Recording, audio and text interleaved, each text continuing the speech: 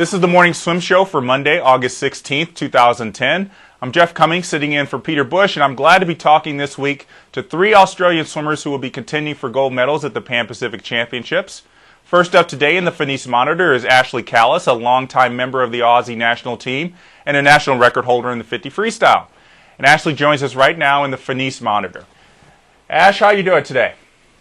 I'm good, thanks, Jeff. Good. Thanks for having me. Yeah, no problem. So tell me what events you're going to be swimming this week in Irvine.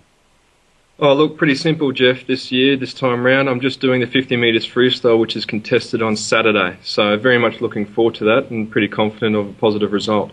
So just a couple splash and dashes and you're off. Yeah, it's my career now. I just focus on the 50 freestyle, and you know, it's a race where everything has to come together at the right time to achieve the perfect result. Whereas when I was younger and earlier in my career, I used to have a go at the 100 freestyle, which I won a silver medal back in 2002 Pan Pacs, and I was an inaugural 4x1 as well for a number of years. Now, you won the Aussie trials in March in the 50 free with a 22:09. Now, obviously, as you've seen from people like Cesar Cielo, Nathan Adrian, it's going to take a sub-22 second effort to get on the podium. Do you think you have that in you this year? Well, you're exactly right, Jeff, in what you're saying, and I believe that of my race right on the day, I believe that I can get under that 22 second barrier. Whether I can knock off the big Brazilian and even the US guy Adrian, who's swimming very fast at the moment, remains to be seen. But I'm aiming to be very competitive. That I can get everything right on the day. I'll be definitely pushing them along. What would you say is your strength in the 50 freestyle? There's 2 points to my race. I get off the blocks very quick, and my middle part of my race is very strong. So if I can execute, I know my middle part will keep me there, and it'll all boil down to the last couple of meters coming into the wall. So my strength is my strong point, and if I can get that going early on in the race, I reckon I'll be in there with a shot. Now, I remember reading in 2008 after the Olympic Games, you were going to retire, but you've since come back to competitive swimming. Is it safe to say that you're going to be in this for the full gear until 2012?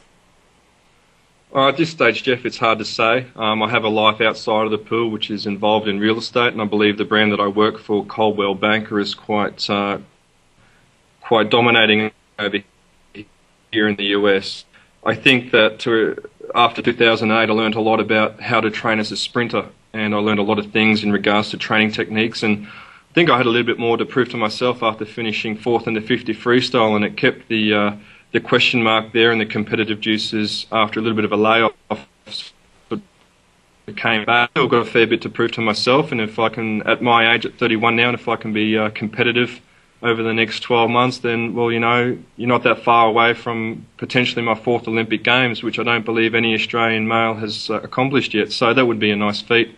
Yeah, I think that would probably put you in a stratosphere with people like Ian Thorpe, Grant Hackett, Kieran Perkins, who have all done great things. And, you know, you've done some great things yourself. I mean, I think a lot of people were so focused on what Michael Clemeny and Thorpe did in 2004 in free relay, but you were a major part of that. I mean, does that stand out for you as your monumental moment in your swimming career?